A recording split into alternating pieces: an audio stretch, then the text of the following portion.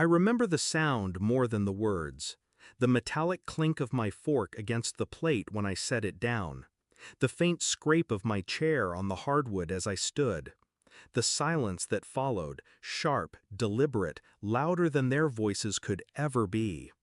I didn't defend myself, didn't look back, didn't even breathe until I was in my car with the door shut, the muffled laughter of my brother still echoing in my head. I drove home that night without turning the radio on. My hands were steady on the wheel, but in my chest, something shifted, like a lock clicking open. They hadn't always been like this. When I was a kid, my mom used to say I was quiet but sharp. She meant it as a compliment. My dad would ruffle my hair, tell me I had an old soul. My brother, 3 years older, was the loud one, the golden one, the one who broke curfew and wrecked his first car but still got a smile and a boys will be boys.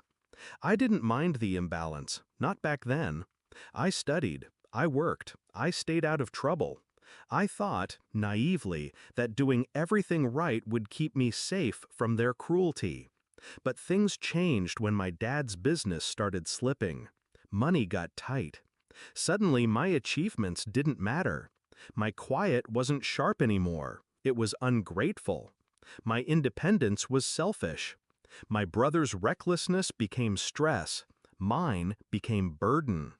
I didn't see it as betrayal at first. Families fight. Words get said. But Thanksgiving night, when they looked at me like I was a guest who'd overstayed my welcome, was the moment I realized they weren't just careless. They were comfortable hurting me. The thing about me, I don't do dramatic exits for nothing. When I walked out that night, I wasn't running away. I was making room to plan. They thought I was still the quiet kid in the corner. What they forgot was that I'd been listening for years. Listening when my dad complained about the stress of the mortgage. Listening when my mom bragged about how lucky they were that I'd gotten a stable job at the bank. Listening when my brother slipped about the temporary business loan he took out in my dad's name. I never said a word, but I remembered everything. The first step was simple. Stop helping. No more quietly transferring a little money to their account when bills ran short. No more smoothing over my brother's late payments by adjusting due dates. No more bailing them out without them even asking. The second step required patience. My brother's loan, the one he was handling, I knew it wasn't being paid. I knew the penalties were stacking like bricks on his back. I also knew my dad had co-signed it. I just let it grow. The third step was timing. My mom had a habit of calling me only when she needed something. So when she called one afternoon, sugary sweet, asking if I could help out just this once, I agreed, on one condition. I needed my name removed from everything. The house, the joint account, even the emergency contact list for my dad's business. I framed it as wanting to be fully independent. She liked the sound of that. Independence meant she could tell people I wasn't part of the family drama. By the end of that week, my name was gone.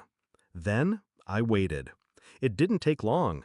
2 weeks before Christmas, my brother's loan defaulted. My dad's credit tanked. Payments on the house were already behind. I imagine the first mortgage notice came like a warning shot. The second, a threat. By the third, my dad probably had trouble sleeping. The call came on a Thursday evening. I was making tea when my phone lit up. "Why is the mortgage unpaid?" His voice was sharp, clipped. I could hear my mom in the background, demanding to know if I'd been selfish again. I sipped my tea before answering. "Ask your pride and joy," I said. Silence. Then, click. They didn't call again, but the fallout wasn't quiet. Through the grapevine, I heard about the arguments.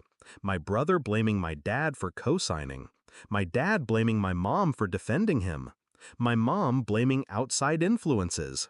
No one blamed themselves. By January, the house was listed. The business, already fragile, folded. My brother moved in with a friend. My parents rented a smaller place. Me? I stayed exactly where I was, debt-free, untouched, and very, very quiet. People assume revenge feels like fireworks. It doesn't. It's quieter than that. More precise. It's my dad's voice cracking on the phone. It's my brother avoiding me in public. It's my mom not having the courage to ask for help anymore. I didn't ruin them. I just stopped holding them up. Let gravity do the rest. And I slept better than I had in years. Because here's the thing they never understood. I was never a burden. I was the backbone. And the moment I stepped away, the whole structure came down. Not with a bang, but with the slow, inevitable collapse of something built on arrogance and rot. Now, they live with the consequences. I live with peace. And every Thanksgiving.